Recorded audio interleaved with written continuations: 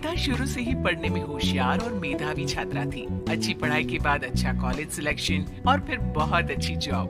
तूने तो मेरा नाम रोशन कर दिया मेधा। अरे लेकिन ये जो काम करने का तरीका है ना, इसे बदल ले। 18 घंटे काम करेगी तो कल को बच्चा कैसे संभालेगी? तुम्हारी तरह पागल नहीं हूँ माँ जो बच्चे और परिवार में फंस जाऊँ। मैं तो जिंदगी खुल कर जीऊंगी।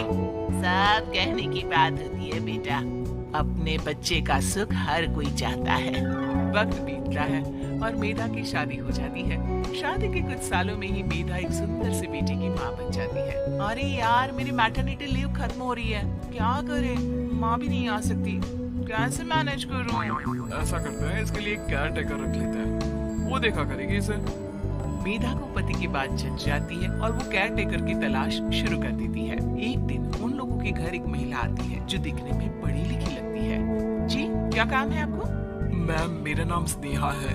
आपका ऐड देखा केयर टेकर का, क्या मैं आपके यहाँ काम कर सकती हूँ? हाँ, क्यों नहीं, लेकिन आप तो अच्छे घर की लगती हैं, फिर नौकरी क्यों? दरअसल मेरे ससुराल वालों ने मुझे घर से निकाल दिया क्योंकि मैं माँ नहीं बन सकती और माता पिता भी नहीं है इस दुनिया में। तो अरे अरे, कोई बात नहीं, तुम लक्ष्य को ही अपना बच्चा समझो और यहीं रहना, और किसी भी चीज की जरूरत हो ना तो बता देना। नेहा खुशी खुशी लक्ष्य को संभालने लगती है। रात को जब मेधा घर पर आती है, अरे क्या बात है स्नेहा, तुमने खाना नहीं खाया क्या? अरे दीदी, आपका बेटा टाइम दे तब ना। अरे तो जब वो सोता है तब खा लिया करो। तब तो मैं इसके पास ही बैठी रहती हूँ। कोई मच्छर या कीड़ा काट ले लक्ष्य को तो अब आप पकड़ो, मैं खाना खा लेती हूँ। स्नेहा वहाँ से चली जाती है। बहुत ही अच्छे से ख्याल रख रही है ये लक्ष्य का। मेधा, इतना तो शायद तुम भी ध्यान नहीं देती। मेधा को पति की बात बुरी तो लगती है लेकिन कुछ नहीं कहती। धीरे धीरे स्नेहा मेधा और उसके पति के साथ बाहर भी जाने लगी। और सुनो, स्नेहा को भी बाजार ले चलते हैं, वो क्या है ना लक्ष्य को देख लेगी जब तक मैं शॉपिंग कर लूंगी। हाँ चलो, वैसे मैं चाह रहा था कि लक्ष्य को लेकर हम दोनों ही चलते। क्या यार, तुम तो फ्री में इमोशनल हो जाते हो, कितना देख लेंगे हम दोनों मिलकर, ले चलो उसे। कार से निकलकर मेधा और लक्ष्य रोड क्रॉस कर रहे थे कि सामने से कार आ जाती है। मेधा का ध्यान नहीं होता लेकिन स्नेहा तुरंत लक्ष्य को मेधा से छीन लेती है। मेधा गिर जाती है और कार मेधा को छूकर निकलती है, जिससे मेधा को खून आ जाता है। पति मेधा को हाथ देकर उठाता है। स्नेहा लक्ष्य को लेकर गले लगाई रहती है। थैंक्स स्नेहा, मैंने तो ध्यान ही नहीं दिया था कि कार आ रही है।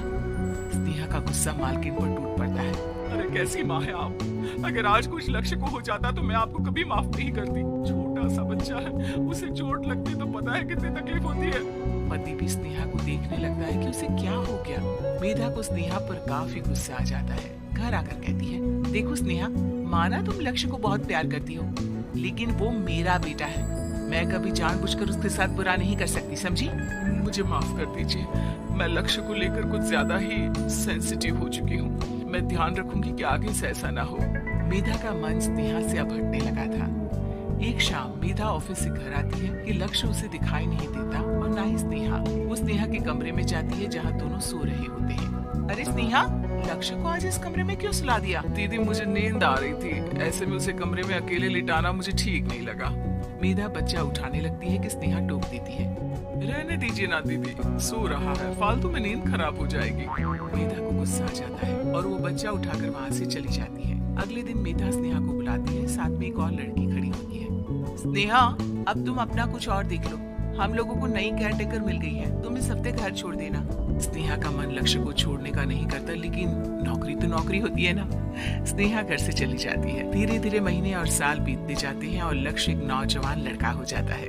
लक्ष्य, आज मुझे मंदिर जाना है, ले चलोगे? ठीक है माँ, एक काम करके अभी वापस आता हूँ, तब तक आप और पापा दोनों तैयार हो जाइए। दोनों तैयार होकर बैठ जाते हैं लेकिन लक्ष्य काफी देर तक नहीं आता। अरे मेधा, फोन तो करो लक्ष्य को, देखो क्या हो गया उसे। मेधा फोन करती है तो पता चलता है कि लक्ष्य का एक्सीडेंट हो गया है और वो सिटी अस्पताल में है। जल्दी चलिए, पता नहीं कैसा होगा मेरा बेटा। अरे चिंता ना करो, सब ठीक होगा, मैं अभी कार निकालता हूँ। दोनों मियाँ बीवी अस्पताल पहुँचते हैं जहाँ वो लोग देखते हैं कि लक्ष्य बिस्तर पर पड़ा होता है।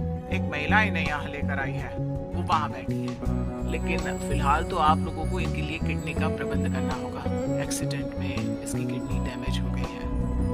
मेरी ले लीजिए डॉक्टर साहब, मेरे बेटे को बचा लीजिए। नहीं नहीं, आप माँ हैं, आपकी नहीं ले सकते, पिता की भी नहीं। आप किसी रिलेटिव या दोस्त से पता कर लें, और हाँ थोड़ा जल्दी करें क्योंकि देर होने से मामला बिगड़ सकता है। मेधा बैठकर रोने लगती है कि वहाँ डॉक्टर आ जाते हैं। जिस औरत ने आपके बेटे को यहाँ भर्ती कराया था वो अपनी किडनी आपके बेटे को देना चाहती है। कौन है वो, कहाँ है वो? तभी वहाँ स्नेहा आ जाती है। स्नेहा तुम? मैं लक्ष्य को पहचान नहीं पाई थी, लेकिन आप लोगों को देखकर समझ गई कि ये लक्ष्य है, इसलिए वापस आ गई। मैं अपनी किडनी आपके बेटे को देना चाहती हूँ।